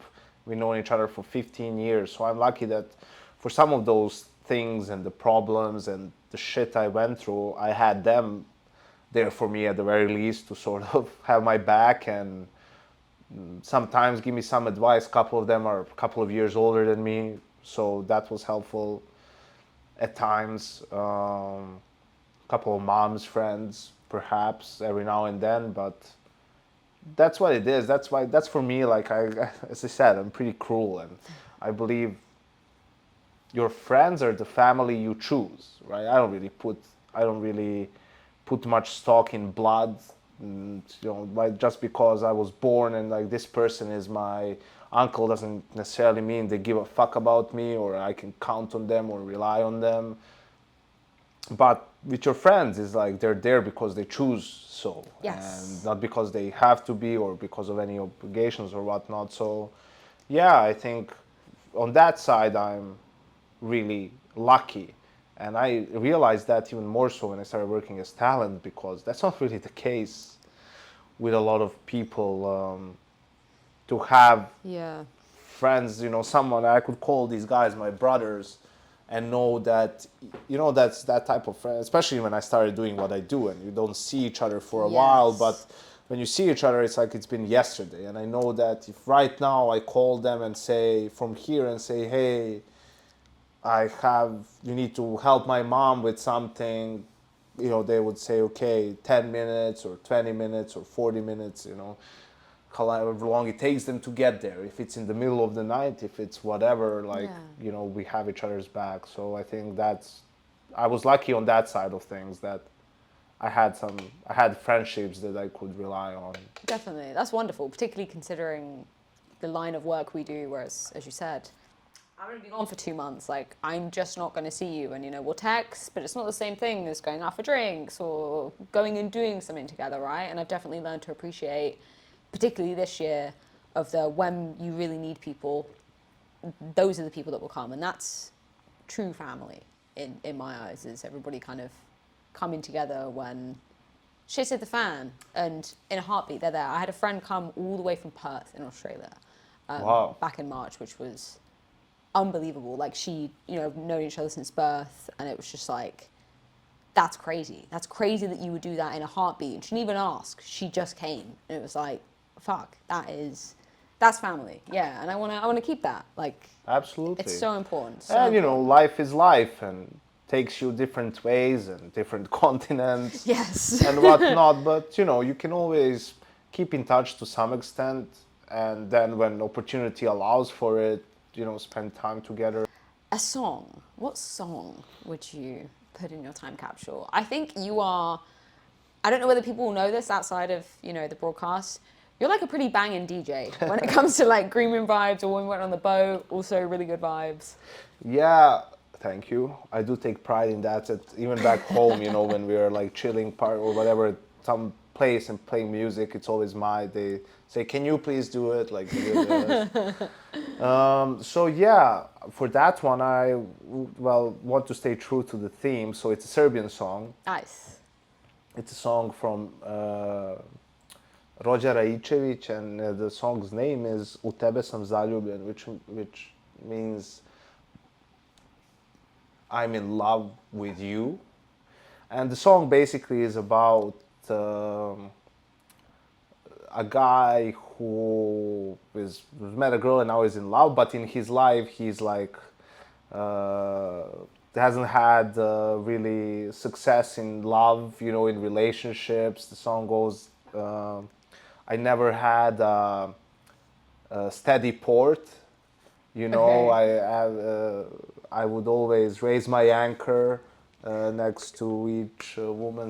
It sounds really bad in English, but in Serbian it's like, and then it's, you know,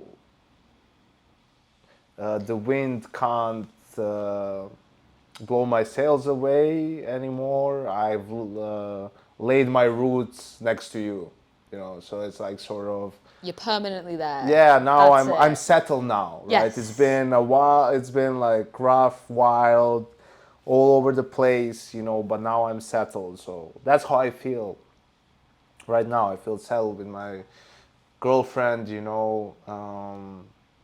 I think she's an amazing person. And I think it's crazy. It's like I think she really does love me unconditionally. You know, I don't know if who was this, if it was Dave Chappelle or Chris Rock or Eddie Murphy who was doing this bit where they said like, you know that only only children and dogs are loved unconditionally. You know, men are loved under the condition that something, right? And he was doing a bit, and it was fine. I don't necessarily believe in that way, but it didn't make me think a little bit. And you know,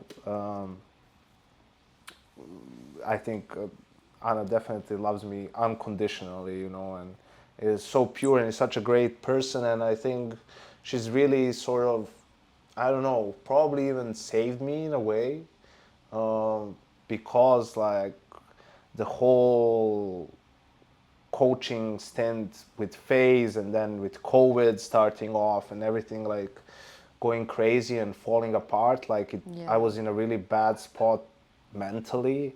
And then I think for a while I kind of surrounded myself with some not great people really, because during that COVID period, you know, a lot of things were closed, but sure, you had places where you could go to and still like party a little bit, or you know, listen to some music and whatever. But the kind of people who would gather there weren't probably the best.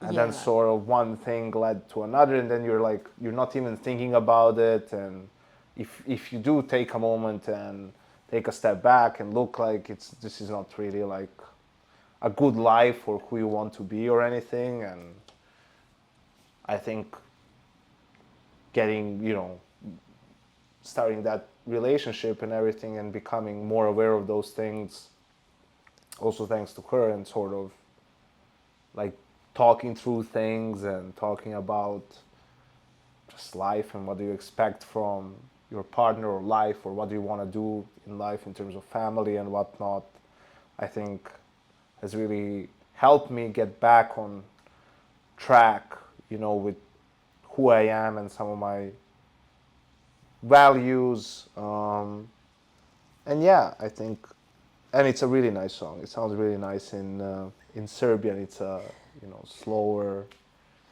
song. So Did you yeah, play it on the boat? I'm trying to think back no, to. I don't remember a lot of the boat, but but I no, do I remember it was wouldn't. great. I wouldn't. I try not to. I'm not that selfish, you know, to play Serbian songs on a boat full of foreigners. But I wouldn't, because it's slow, you know. Okay, different It's like a vibes. ballad, Ah, you okay, know. okay. How did you meet your girlfriend? How did that happen? We met really through a mutual friend, you know. Just actually, one of my best friends was in a relationship with her sister for a little bit. That's when we kind of sort of met one time. Then maybe like we ran into each other because my one of my best friends, he was a part owner of a club or a couple group of clubs and stuff. So she knew him as well from the neighborhood or the school, something like that. And then, you know, we would both end up being together in his company somewhere. But it we met like maybe 2017, 18, something like that. But then there was a couple of years where we were just whatever. And then yeah, around COVID or a little bit after, maybe 2021, 22 here and there, you know, we were both in and out of some relationships. So it was, then we were both out in 2022. And then it sort of was like, oh, okay, this actually could be a pretty cool thing. Let's see where this leads. And she seems pretty understanding from, you know, the times I met her of this lifestyle. Like whenever I've spoken to her in passing, it's, you know, she'll come out and spend time with you, which I think is, you know, a hurdle that some people need to get over, is actually coming out and visiting somebody doing an event, because it's not only the travel, you got to do it on your own a lot of the time, but you're working during most of the day, right? That's tough for a lot of people to deal with. Yeah, I think my absence is definitely the toughest thing on her, because also we're living together now for 5, 6 months, I don't even know, 6 months, 5 months, but you know, she comes from a big house and a big family, so she really doesn't want to, you know, be sleep in a bed alone, and it's hard to get used to, and that's the problem for me. I'm super used to it, like being on my own, right? I've been on my own for a long time, so it's about sort of slowly getting to some sort of a middle ground, and I'm a bit difficult there as well. Hear this a lot through this podcast. It's just like I feel like I like to be committed to whatever, you know, so if I'm here, I'm committed to my work 100%. I'm here to, and you know how it is. It's not just doing the broadcast that's work. It's hanging out after it, and sometimes we just hang out and we don't talk about anything work related, but sometimes we come up with ideas while we're having a couple of beers at the bar, and or we discuss about how we could make things better. And you know, that sounds like bullshit when you tell it to someone, just sounds like an excuse for you to go drink with your mates, but it really is sort of like that. And she's very reasonable. When she does come to an event, she doesn't have like expectations for me to make, I don't know how much time. It's just, you know, she sees the stream, she sees that I'm working, and the things that I have is just like a little bit here and there, you know, when I can make time, that's great. And she's very sufficient in a sense, so she'll go walk around, do something, you know, she's like, she doesn't need me to entertain her when she's at an event. Yeah, no, I think it can be tricky as well with like, it's not even that we're traveling here and it's like, oh, 9 to 5 p.m. I'm clocking off. Like, sometimes it's 8, sometimes it's 1 a.m. Like, it just depends on how the day's going. It's also like, I have, you know, like now, especially with CS2, I need to play CS2. I need to play the game more. Like, I haven't been playing enough CS in general as much as I feel like I would need to. Yeah. So I want to do that as well. So it's a lot of different things, you know, talk to people and teams here about the boot camp, to, you know, remind them about the place, see if they want to come over, give it a shot, right? It's a lot of different things, really, in that sense. Okay, and so also, we're looking in... just one more, I don't know about you, but this is a really cool thing for me. It's also like being able for your friends, family, whoever you want to, like, do cool shit for them, or for them to experience cool shit. For example, like for Sydney, she'll come with me to Sydney, and she's always wanted to go to Sydney. It's one of her like big like sort of dreams. So being able to like fulfill that dream for her in a way is like, I think that's like a super awesome thing to do. And I think also it made me feel, even when I was like first started making a bit of cash in like 2016, and just being able to take my friends out, let's say to a club, and they say like, oh, but you know, we can't really afford, you know, like to get a table or something. I'm like, it's fine, don't worry about it. You know, it's like not a big deal. I've been working a lot, things have been going good, like let me do this. Yes, haven't been able to see you for, you know, you've taken I'm doing this time also period for as a me. sacrifice. Yeah. No, that's true. And I guess I'm very fortunate to be with somebody that is in the industry that I'm working in. I feel, you know, I'm very lucky, and there's not many people that can have that luxury, which is, I don't ever want to just take for granted that both myself and my partner can be at, for the majority of time, the same events. And even if I'm doing another event, he'll come along just for fun. Okay, so we've locked that song in. We've got 2 more categories? No, 1 more category? Oh, okay, no, two more. This is another one that I ask everybody.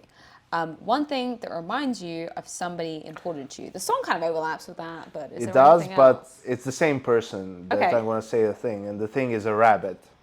Okay. And a rabbit is because it's actually a little bit wild. So post Dallas, the weekend after Dallas, one of my best friends was supposed to have his wedding, and they asked me to be his best man. And then that week, his dad dies.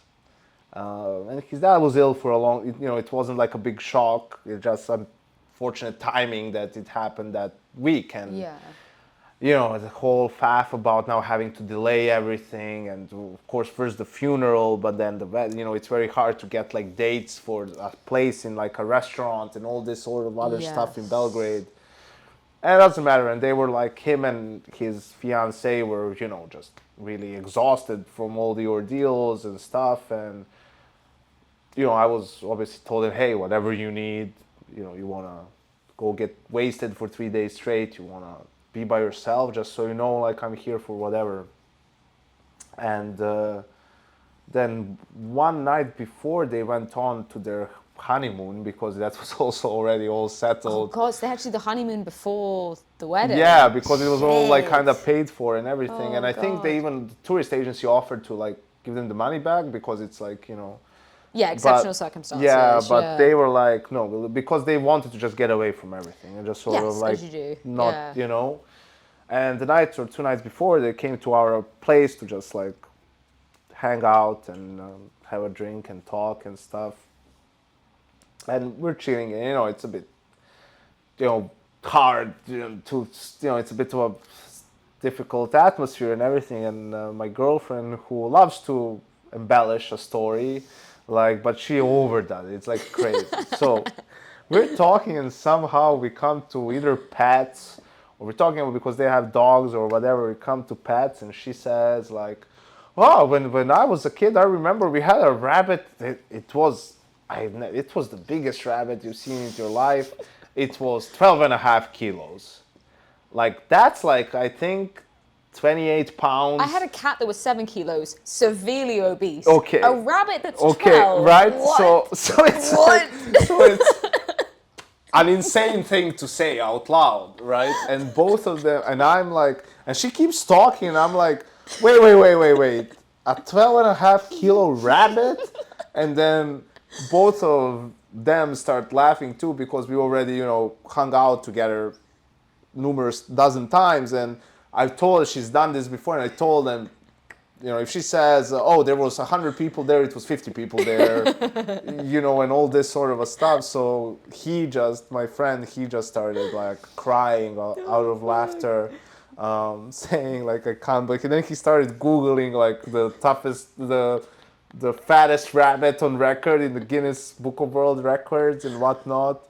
Um, and it was a great laugh. We still laugh whenever we see. He just takes a picture of a. He sent me an article of like a guy in Brazil holding the actual biggest rabbit in the world. It's like I don't know 20 kilos, and it's like massive. I don't know. Bro. It's like I don't know. It's an X-Man, but It was yeah. For actually a that one, every capybara. time it's like a rabbit or something. It reminds me of that, and I think it's like a cool, in a sense of in what was like a very grim and difficult time.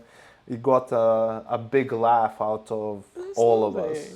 Uplifting a difficult situation. Yeah, yeah, A but it's big like, oh, fat and she's just bunny. so nonchalant about it. You know, she's just talking. It's like, yeah, like, and you know, like, and then this dog wanted to attack, and I'm like, and then you know, well, I think in the end, I suspect they made a stew out of it. I'm like, well, you would have eaten for a month from that rabbit. Did she admit like 12 kilograms is too much? Or was she Yeah, like, I mean, nah? no, she was at first she was adamant about I'm gonna call my mom and ask her like I'm gonna make her find a picture and something. How big is it? It's like, come on. I was like, come on, like you know, why didn't you, if you said that, but it was also 12 and a half. She added the half, so it That's was very specific, specific. right? Like that, as if she like exactly remembers.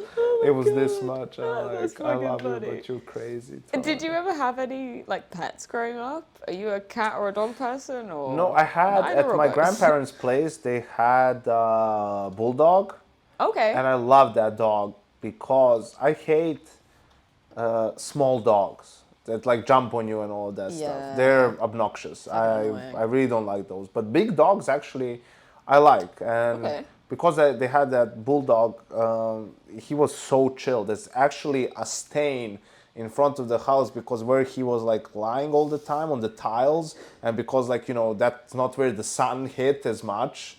So there was like this, just like a piece where What? he was laying down. Yeah, He laid there yeah, and that he was much. so lazy. What the fuck? He was just like he didn't care, and I love that because when you actually want to do something with him, you went over and like cuddle him and play with him a little bit. Like he would honor you. Okay. But after that, he would just like keep on chilling. Like Wants his independence. he wasn't wants his annoying, and space. he was also incredibly protective of me.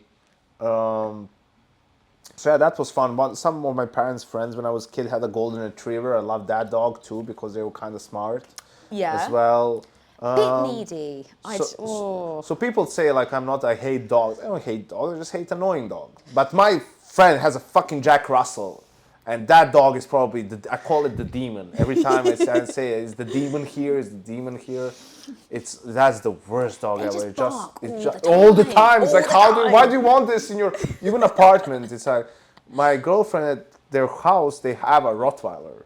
Oh shit! Okay. Because it's 4 women in that house, and like she has a brother, but okay, he was really young for a long time, so it's like also to sort of protect him. Bro, no one's gonna try to fucking rob a house that has a Rottweiler. Like, but I'm scared of that dog. Like Really? every time, I'm a little bit scared of dogs because when I was a kid, like I ran into a couple of like 1 or 2 times into a pack of strays that like attacked me. Oh wow. And bit me a little bit. Yeah. So I was like paranoid whenever I would see like stray dogs, I would get scared, sort of. Fair enough. Final category is a movie. I'm not very well versed in movies, and I want to be better. This is like my personal goal. I think this for me was the easiest one. For me, it's Heat. Okay. I even have a poster of it in my apartment that's autographed by the main actors. Shit. Robert De Niro, Al Pacino, and Val Kilmer. That's so cool. And I just really love that movie. And I don't know, I don't care how this is gonna sound, but that's a man's movie. And that's a guy's movie. It's really all about like being like a tough guy and it's Alpha just like, energy. Have you seen it? Yeah. No, you picture maybe I've actually seen. All right. Yeah. Yeah, so it's like you have this cop on one side and a criminal on the other, but they have this mutual respect for each other, right? The scene where they're in the diner or wherever where they have the conversation, it's one of the most epic scenes ever. And also at the time when I kind of first got into the movie and saw it, I love this line that De Niro has when he talks to this girl. It's like, oh, do you have anyone? Like, she's like, so don't you feel lonely sometimes? And he replies, I'm alone. I'm not lonely. Which is like, to me, like I really could relate it to that at the time. Yeah. And it's just like my favorite movie. It has so many good lines as well, so many good scenes. I think the shootout scene towards the end is still regarded one of the, if not the best shootout scene in action movies, really. And I know there's this wild like thing where in the SAS or somewhere like they actually use the scene and Val Kilmer and his character shooting while moving and reloading while on the move as an example of like how you're kind of supposed to, that it was like so good, so realistic in that sense, right? That they really, that's wild, nailed that whole thing. Yeah. So how, okay, like I'm thinking of that scene, but like how, I mean, if you've researched it, how did they shoot that? Because that surprises me that somebody in real life would go like, hey, this is an example of a fucking movie scene that could have been done in every which way. Did they do it in like I think they couldn't have done it in a take because there's cuts between. I'm not sure. There was a great thread on Twitter a couple of years back because it was 25 years of the movie, and soon it's going to be 30 years. So I'm sure maybe I have it booked. I don't know, but where they went into some of those details and shots and whatnot. And I think it had to be, they had one chance for that scene because it was downtown LA that they were filming it. I think it was somewhere, right? But they just had a lot of different cameras, so they would edit like the cuts, like they would do that in the post. But I think they had like one chance for all of that. And even though I actually really disliked the ending, I really dislike the fact, because he was like scot-free in the end, De Niro's character, and then Yeah. he still goes back for that fucking asshole. But I'm mad about it myself, because he was out, he was set, he was with his girl, it was all fine, but that's who he is. You understand that for him, he couldn't, because of who he is, he can't let that go, really. No matter, I can, because, well, I'm not fucking him. Yes. And you can do that. So yeah, I think that's just a great movie that I think also to an extent stands the test of time. Definitely. Also talks about some different things, with Pacino and his wife or girlfriend, I don't know. Funny thing is, Natalie Portman is in that movie. She's the daughter of Pacino's girlfriend. course. Natalie Portman is in so many movies, because she, when a kid, she's in The Professional, obviously. So even as a child or a teenager, she was in some fucking blockbusters, and obviously now as an adult, she's been in so many amazing movies that I think her career is kind of underrated in that sense. Definitely. But yeah, Heat, just great movie. Love the soundtrack to it, which is a little bit like, it's not so much in your face. It's more subtle, but I think still pretty good. So if we're saying 30 years ago, you wouldn't have, you would have been just born when it released, but you wouldn't have been born enough to see it. It was released in 95, I think. Oh, okay. And I'm 92. Okay, I'm 96, so you would have seen it. Do you remember when you first saw it? I was relatively old. Like, I think I haven't seen it until I was like 20 something. I haven't seen it like when I was a teenager. I saw it when I was like in my 20s, for sure. Yeah. I maybe have seen it like on a TV somehow, but not that I remember. No, not cognizant. Proper viewing, in my 20s, and it was like a really cool sort of, also the whole line, don't attach yourself to anything that you can't leave in 30 seconds if you feel the heat around the corner, right? And probably one of the best scenes in that movie is when Al Pacino goes and sort of talks to the guy who was having an affair with Val Kilmer's wife, and he asks him, "Do you know she had?" He's like, "Who? Who?" It's like, "Who? What are you, a fucking owl?" Yes. And then at the end of that corner, he's like, "Oh man, why did I get messed up with this broad anyways? Like, because she's got a great ass, and you have your head all the way up it."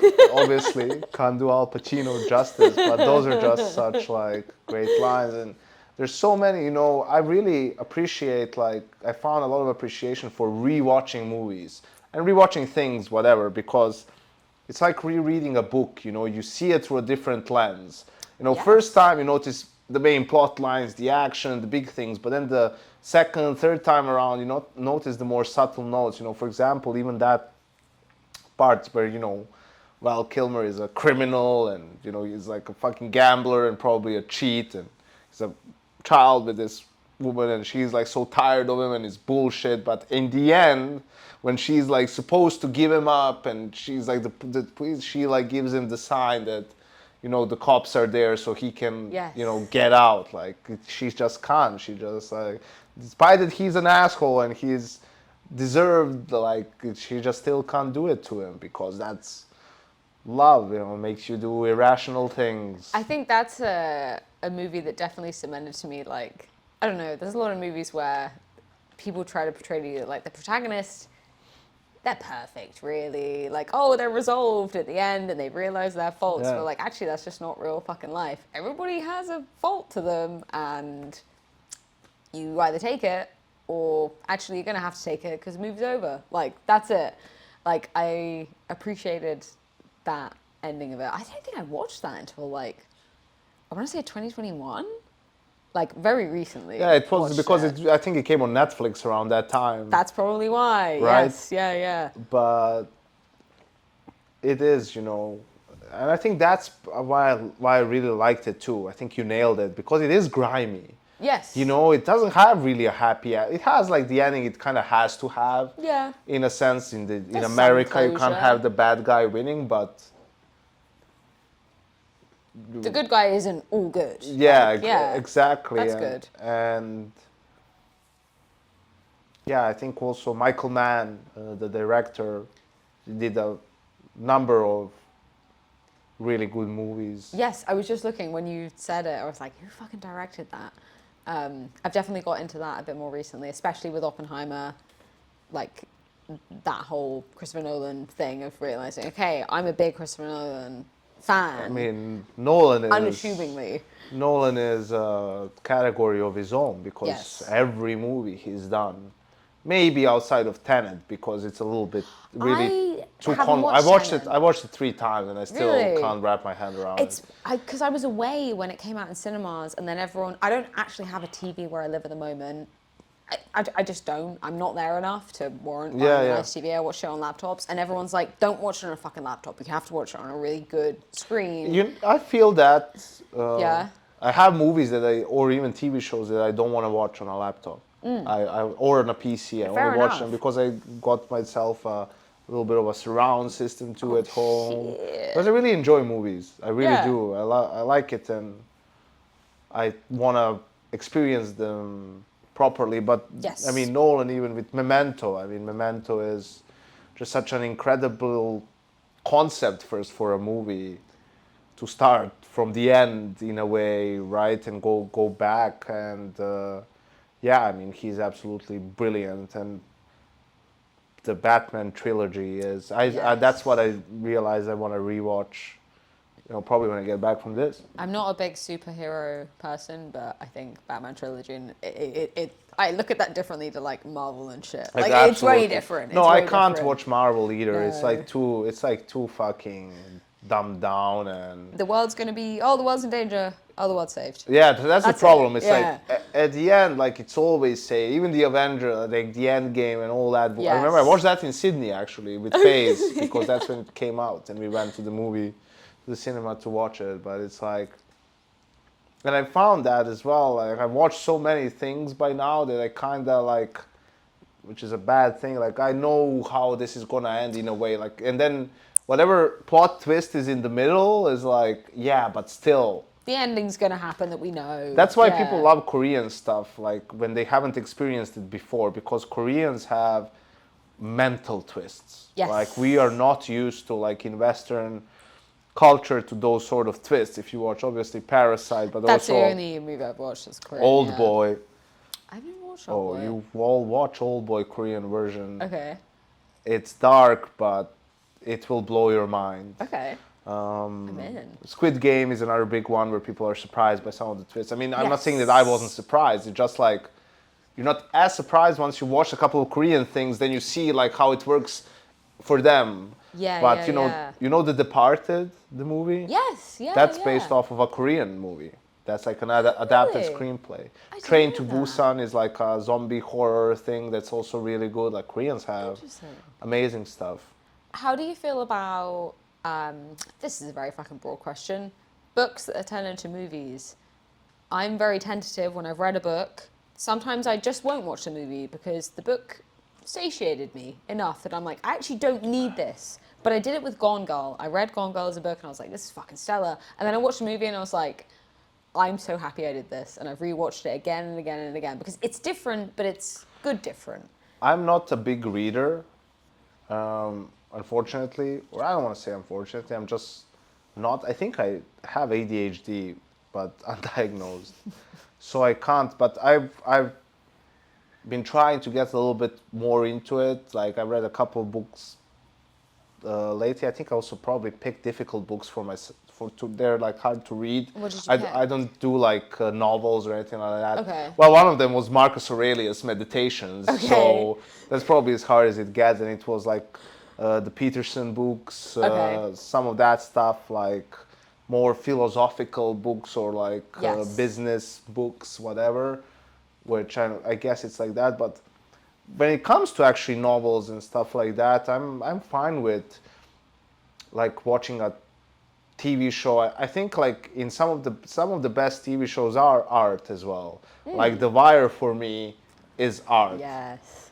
because again when you rewatch it and you see like it actually really is about, it's not about drugs and dealing drugs or the police, it's about society and government and how it works and how it starts and where it can end and how it is for people from both sides in a way and from different sides and Yeah, yeah. how it looks like, and then you're like wow, you get some perspective on things. And I could say, people say it's probably like that to this day still, and even though that's about Baltimore in the US, I could imagine that it's like that in my country too, Yeah, for a good part of it.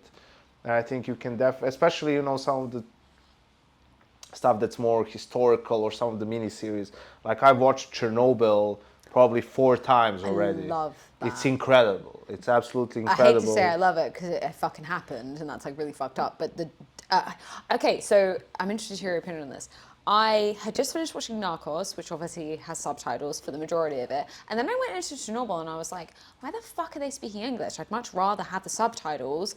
But then right at the end, the comeuppance of how fucking similar the actors looked to the people in real life when they did the like actor picture, boom, real life person picture. I was like, I actually get it. I get why you did this for the whole fucking time. Yeah, I think they were like, they considered doing it like with a Russian accent. But they were like, Yes. what's the point?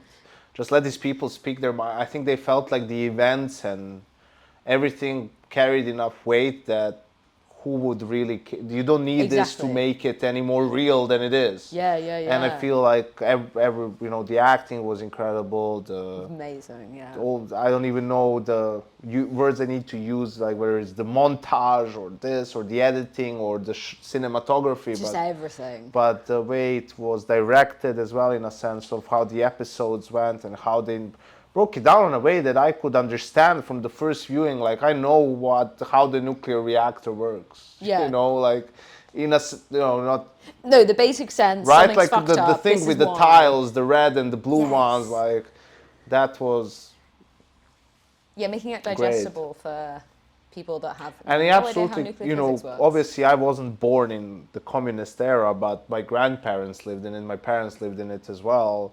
And it's absolutely true. Even our countries, like Yugoslavia, was communism, but a little bit more relaxed in terms of at least like the market and the business, but still Yeah. one state, one party, all of that stuff.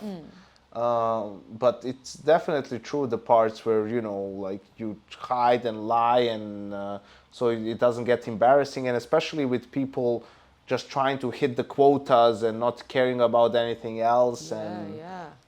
there was a lot of, though that's why it doesn't really work in the end as a system of governance.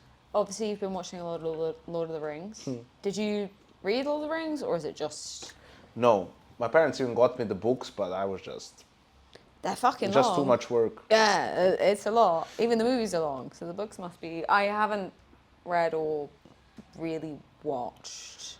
No, that's okay. Out You're of- not. I'm not gonna blast you I mean, for out that. of I love choice, Lord of the but- Rings and I love the world. And for me, that's one of the examples of a movie that really gets how much a good soundtrack can elevate a movie. Okay. That's what Lord of the Rings is for me now that I watched it 10 times probably.